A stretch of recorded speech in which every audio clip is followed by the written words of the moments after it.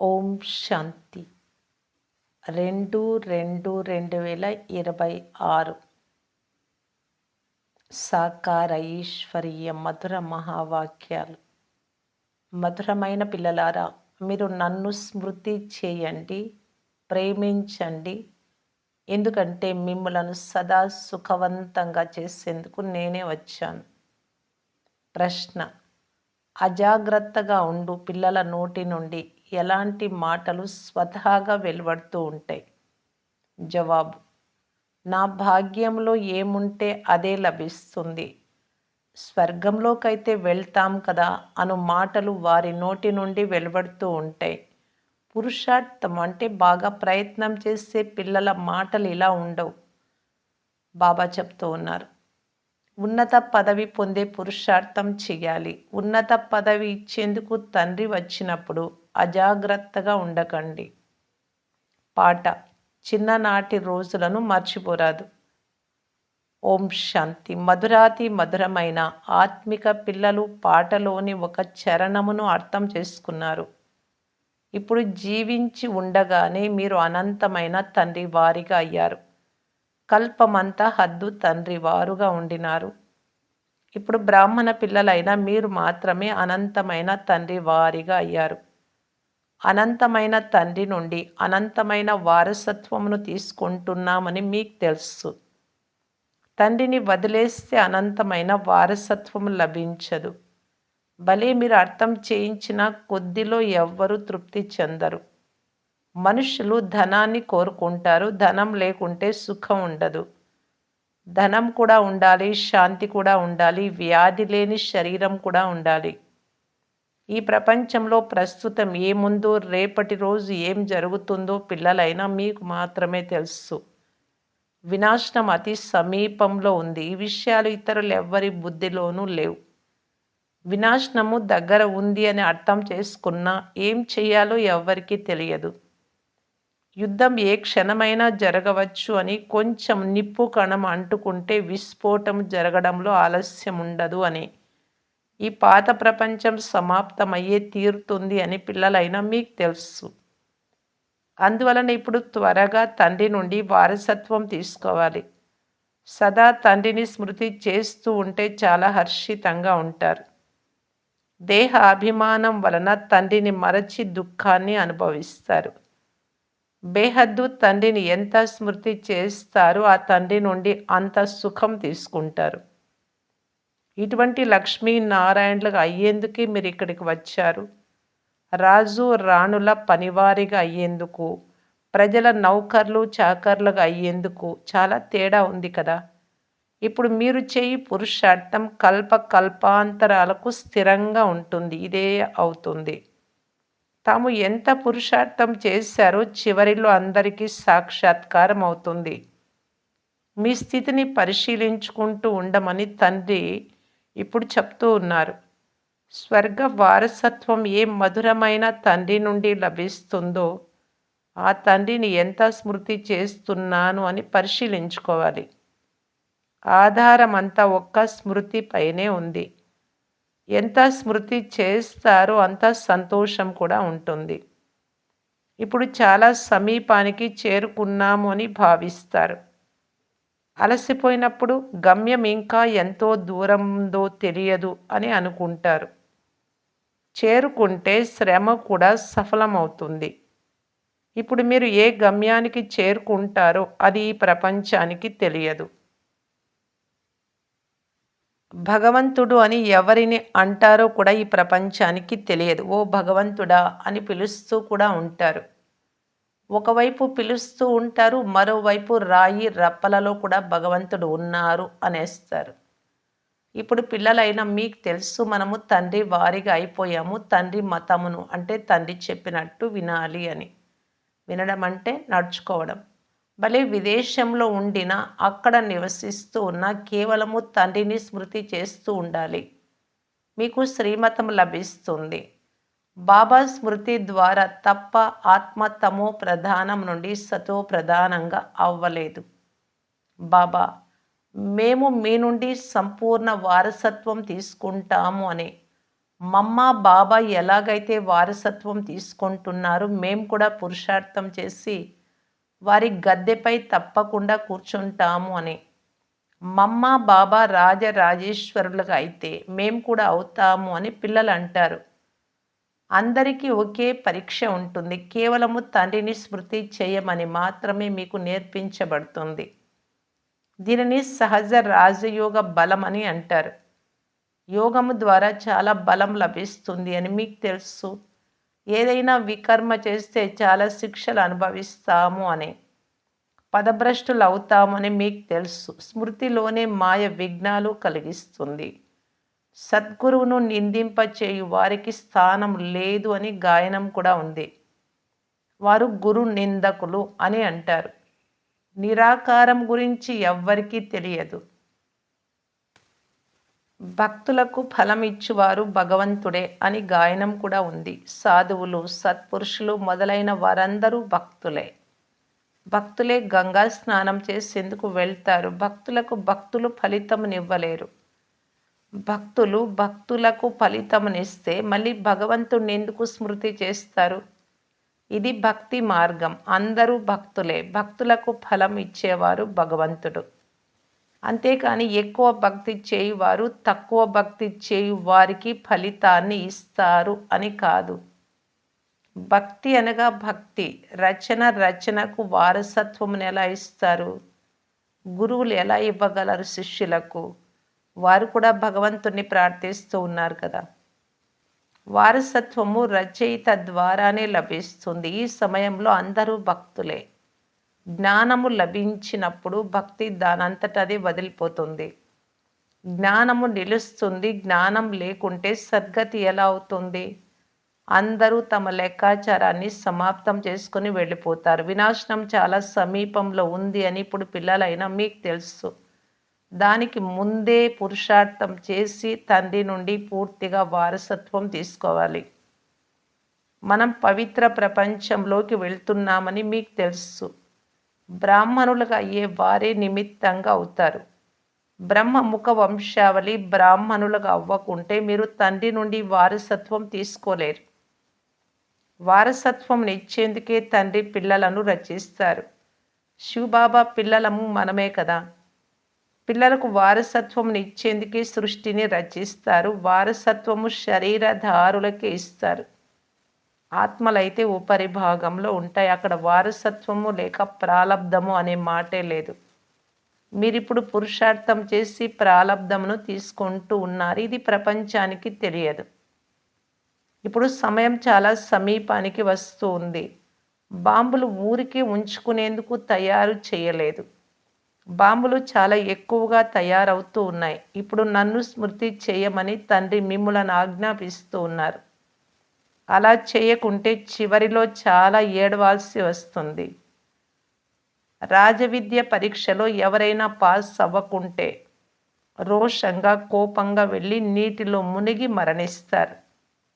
ఇక్కడ కోపగించుకునే మాటే లేదు. చివరిలో మీకు చాలా సాక్షాత్కారాలు జరుగుతాయి. మనం ఎలా తయారవుతామో కూడా తెలిసిపోతుంది. తండ్రి కర్తవ్యం పురుషార్థం చేయించటం. పిల్లలు అంటారు, బాబా మేము కర్మ చేస్తూ స్మృతి చేయడం మర్చిపోతాము అని. మరికొంతమంది స్మృతి చేసేందుకు సమయం లభించడం లేదు అని అంటారు. కనుక బాబా అంటూ ఉన్నారు, సమయం కేటాయించి తండ్రిని స్మృతి చేయండి. మీరు పరస్పరము కలుసుకున్నప్పుడు కూడా బాబాను స్మృతి చేసేందుకు ప్రయత్నం చేయాలి. అందరూ కలిసి కూర్చుంటే స్మృతి చాలా బాగుంటుంది. సహాయం లభిస్తుంది. తండ్రిని స్మృతి చేయడమే ముఖ్యమైన విషయం. ఎవరైనా విదేశాలకు వెళ్తే అక్కడ కూడా ఈ ఒక్క విషయాన్ని గుర్తుంచుకోండి. తండ్రి స్మృతి ద్వారానే మీరు తమో ప్రధానం నుండి సతో ప్రధానంగా అవుతారు.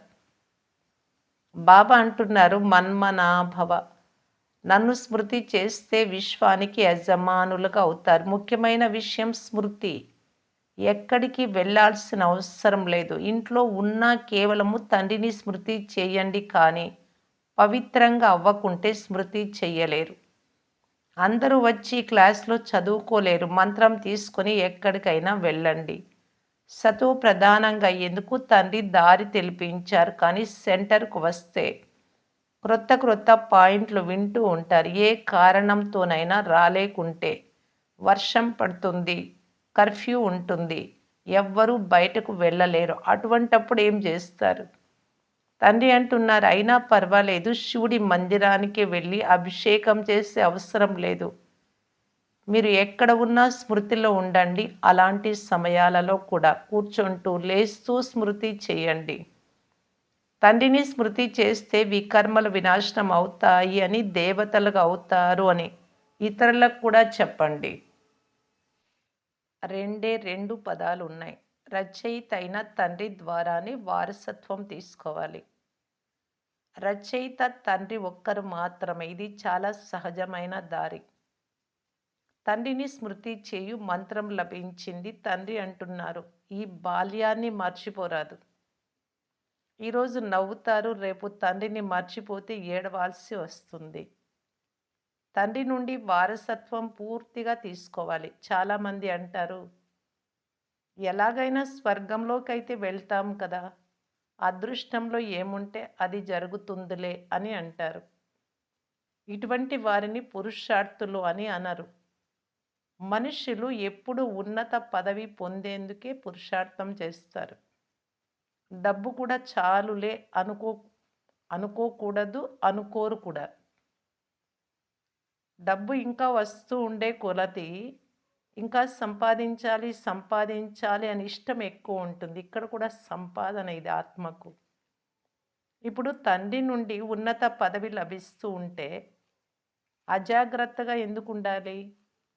పాఠశాలలో చదువుకోకుంటే భవిష్యత్తులో బరువులు మోయాల్సి వస్తుంది. తండ్రిని పూర్తిగా స్మృతి చేయకుంటే ఇక్కడ కూడా ప్రజలలో నౌకర్లుగా అవుతారు. ఆ మాత్రానికే సంతోషపడిపోరాదు. పిల్లలు సన్ముఖంలో తాజాగా తయారై వెళ్తారు. చాలామంది బంధనంలో ఉన్నారు, అయినా పర్వాలేదు. ఇంట్లోనే కూర్చొని స్మృతి చేస్తూ ఉండండి.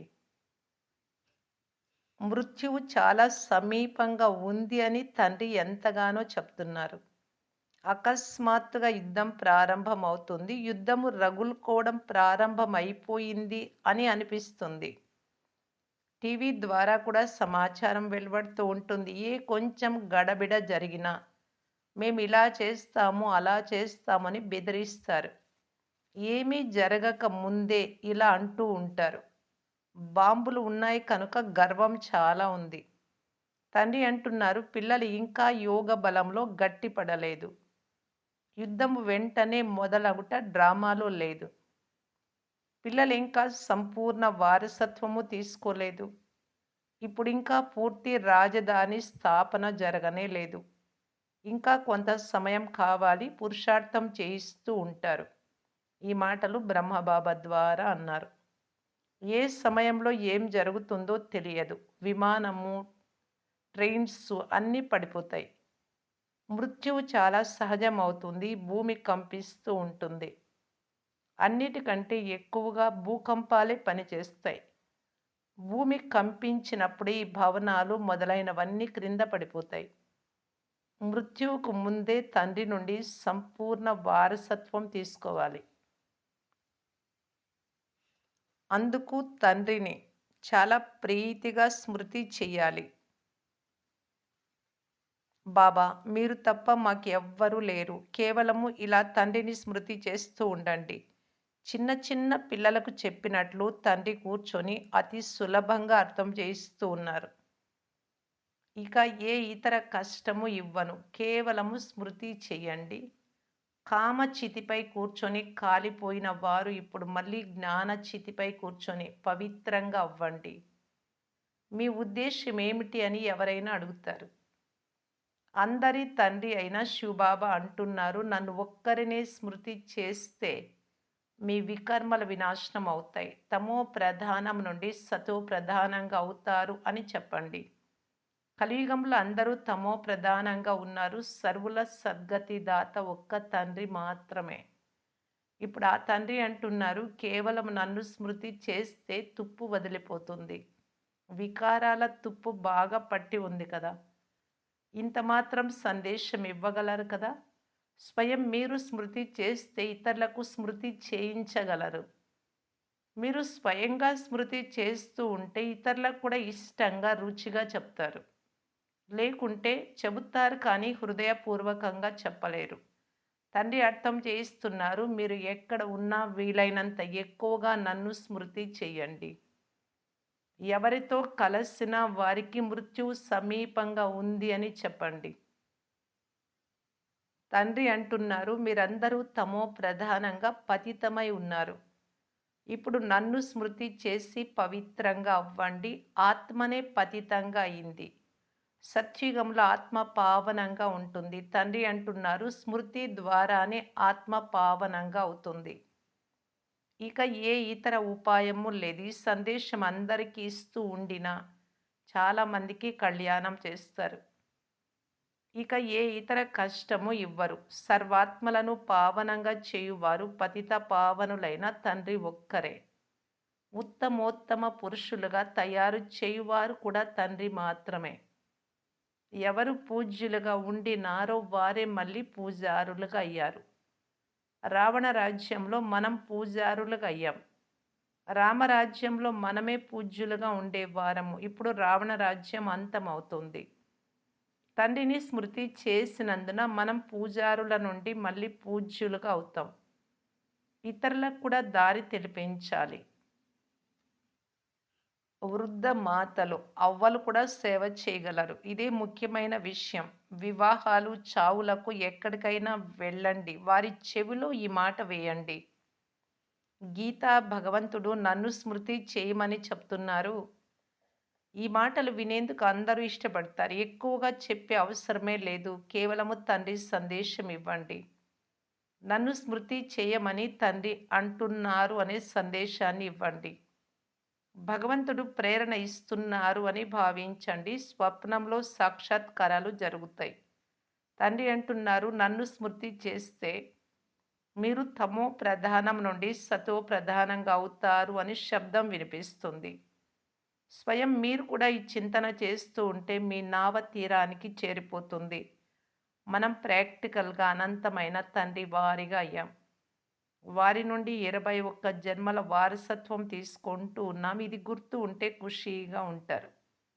తండ్రిని మర్చిపోతే కష్టం అనిపిస్తుంది. తండ్రి ఎంతో సులభంగా తెలుపుతూ ఉన్నారు. స్వయాన్ని ఆత్మగా భావించి తండ్రిని స్మృతి చేస్తే సతో ప్రధానంగా అవుతుంది. అప్పుడు వీరి ద్వారా చాలా సరి అయినదే అని అందరూ అర్థం చేసుకుంటారు. ఈ దారిని ఎప్పుడూ ఎవ్వరూ తెలిపించలేరు. ఒకవేళ వారు శివబాబాను స్మృతి చేయమని చెప్తే సాధువులు మొదలైన వారి వద్దకు ఎవరు వెళ్తారు? మీరు ఇంటి నుండి బయటకు కూడా వెళ్ళలేని సమయం వస్తుంది. తండ్రిని స్మృతి చేస్తూ చేస్తూ శరీరాన్ని వదిలేస్తారు. అంతిమ సమయంలో ఎవరు శివబాబాను స్మృతి చేస్తారు వారు నారాయణ యోనిలో జన్మిస్తారు. లక్ష్మీనారాయణ వంశంలో వస్తారు కదా! పలుమార్లు రాజ్య పదవి పొందుతారు. కేవలము తండ్రిని స్మృతి చేయండి, ప్రేమించండి. స్మృతి చేయకుండా ఎలా ప్రేమించగలరు? సుఖం లభిస్తే ప్రేమిస్తారు. దుఃఖమిచ్చే వారిని ప్రేమించరు. తండ్రి అంటున్నారు, మిమ్ములను స్వర్గానికి యజమానులుగా చేస్తాను. అందువలన నన్ను ప్రేమించండి. తండ్రి మతమును అనుసరించాలి కదా! మంచిది. మధురాతి మధురమైన అపురూపమైన పిల్లలకు మాతాపిత బాప్దాదాల ప్రియ స్మృతులు మరియు గుడ్ మార్నింగ్. ఆత్మిక పిల్లలకు ఆత్మిక తండ్రి నమస్తే. ధారణ కొరకు ముఖ్య సారం. ఫస్ట్ పాయింట్, సంతోషంగా ఉండేందుకు స్మృతి చేయు శ్రమ చేయాలి. స్మృతి బలము ఆత్మను సతో ప్రధానంగా చేస్తుంది. ప్రీతిగా ఒక్క తండ్రిని మాత్రమే స్మృతి చేయాలి. సెకండ్ పాయింట్, ఉన్నత పదవి పొందేందుకు చదువుపై పూర్తిగా గమనం ఉంచాలి. మా అదృష్టంలో మా భాగ్యంలో ఏమి ఉంటే అది జరుగుతుందిలే అని భావించకుండా అజాగ్రత్తను వదిలి పూర్తి వారసత్వానికి అధికారులుగా అయ్యే ప్రయత్నం చేయాలి. వరదానం, హద్దు బాధ్యతలను శరీరానికి సంబంధించినటువంటి బాధ్యతలను బేహద్దులోకి పరివర్తన చేసే స్మృతి స్వరూప నష్టో మోహాభవ. నష్టో మోహగా నిర్మోహులుగా అయ్యేందుకు కేవలం మీ స్మృతి స్వరూపాన్ని పరివర్తన చేసుకోండి. మేము గృహస్థులము, ఇది మా ఇల్లు, ఇవి మా సంబంధాలు అనే స్మృతి ఉన్నప్పుడే మోహం వస్తుంది. ఇప్పుడు ఈ హద్దు బాధ్యతలను బేహద్దు బాధ్యతలోకి పరివర్తన చేసుకోవాలి. బేహద్ అనంతమైన బాధ్యతను నిభాయిస్తే హద్దు బాధ్యత స్వతహాగా పూర్తి అయిపోతుంది. కానీ ఒకవేళ బేహద్దు బాధ్యతను మర్చిపోయి కేవలము హద్దు బాధ్యతను నిభాయిస్తే దానిని ఇంకా చెడిపేస్తారు. ఎందుకంటే ఆ కర్తవ్యం మోహం యొక్క రోగముగా అయిపోతుంది. అందువలన మీ స్మృతి స్వరూపాన్ని పరివర్తన చేసుకొని నష్టో మోహులుగా అవ్వండి. స్లోగన్: మాటలు అనే మేఘాలు సెకండ్లో క్రాస్ అయిపోయే విధంగా తీవ్రంగా ఎగరండి. అవ్యక్త సూచన: ఐకమత్యము మరియు నమ్మకం యొక్క విశేషత ద్వారా సఫలతా సంపన్నంగా కావటానికి బాప్దాదా తెలియజేస్తూ ఉన్నారు. ఏ కార్యమైనా సఫలం అవ్వాలి అంటే, అది విజయవంతంగా కావాలి అంటే దానికి 2 శ్రేష్టమైన భుజాలున్నాయి. ఒకటి పరస్పరంలో విశ్వాసం, 2 ఐకమత్యం. ఎక్కడైతే సంఘటిత రూపంలో అందరిది ఒకే మతం ఉంటుందో, మీరక్కడ ఒక గ్రూపుగా ఉన్నప్పుడు అందరిది ఒకే అభిప్రాయం ఉంటుందో, పరస్పరంలో ఒకరి పట్ల మరొకరికి నమ్మకం, విశ్వాసం ఉంటుందో, అక్కడ సఫలత కంఠహారంగా ఉంటుంది. సంస్కారాలు వేరువేరుగా ఉంటాయి. అలా ఉంటాయి కూడా. కానీ ఒకవేళ ఎవరి సంస్కారమైనా ఘర్షణ పడేదిగా ఉంటే రెండవ వారు ఏమీ మాట్లాడరాదు. సహనంగా ఉండాలి. ప్రతి ఒక్కరూ ఇలాగ స్వయాన్ని పరివర్తన చేసుకుంటే ఐకమత్యం స్థిరంగా ఉంటుంది. ఓం శాంతి.